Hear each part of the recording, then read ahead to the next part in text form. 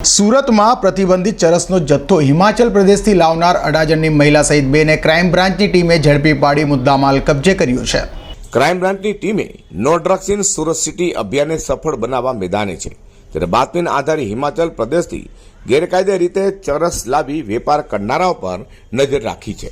તો સુરતની ક્રાઇમ બ્રાન્ચની ટીમે બાતમીના આધારે સુરત રેલવે સ્ટેશન સામે national plaza building Midtown restaurant સામેથી અડાજણ ખાતે રહેતી પ્રીતિ પટેલ અને શ્રેયાંશ ગાંધીને આંતરી તેઓની ઝડપી લેતા તેઓ પાસેથી હિમાચલ પ્રદેશનો કેનાબિસ ચરસનો જથ્થો મળી આવ્યો હતો, જેથી પોલીસે ચરસનો જથ્થો રોકડા રૂપિયા સહિત 57,000થી વધુની મત્તા કબજે કરી હતી અને તેઓની પૂછપરછ કરતા તેઓએ કબૂલાત કરી હતી કે કેનાબિસ ચરસનો જથ્થો હિમાચલ પ્રદેશના કુલ્લુ જિલ્લાના કમોલ ખાતેથી ખરીદી રેલવે મારફતે તે સુરત આવી વેચતો હતો।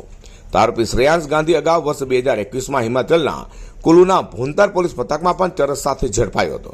તો 2021માં જ એનસીબીની ટીમે પણ અડાજણ વિસ્તારમાંથી તેને ચરસ સાથે ઝડપી પાડ્યો હતો। તો ક્રાઇમ બ્રાન્ચે ચરસનો વેપાર કરનાર યુવતી સહિત બંનેની વધુ પૂછપરછ હાથ ધરી છે। અઝર કુર્સી સાથે પ્રકાશવાળા।